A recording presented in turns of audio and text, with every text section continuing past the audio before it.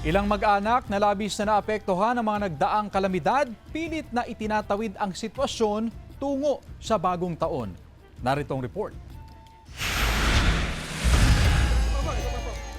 Masayang sinalubong ng ilan nating mga kababayan ang bagong taon na sumisimbolo ng bagong pag-asa. Ngunit paano kaya ang ilang pamilya na hanggang ngayon ay hindi pa rin nakababangon mula sa hagupit ng mga nagdaang kalamidad? Nitong unang linggo ng Nobyembre, isa sa mga lugar na labis na nasalanta ng super bagyong Uwan ang lungsod ng Dagupan. Humagupit ang storm surge, nabuwal ang mga puno at na-wash out ang ilang kabahayan. Ilan sa mga lubos na naapektuhan ang mga bahay sa coastal area ng Barangay Bunuan Gasset.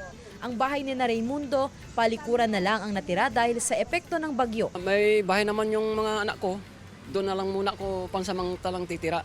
Saka dito, pwede ko naman na pansamantala din na tulugan pag hindi walang hangin saka walang ano.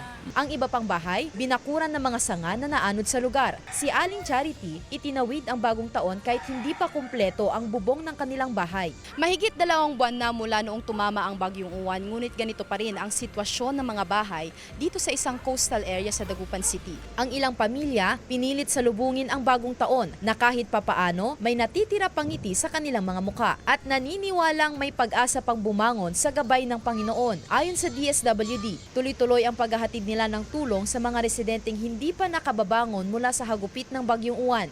Kilalang matatag ang mga pamilyang Pilipino sa mga dumadaang kalamidad. Ang mahalaga, ang may pagdiwang ang bagong taon na kumpleto ang buong pamilya. Kasama si Daryl Peralta, Sandy Salvacio, One North, Central Luzon.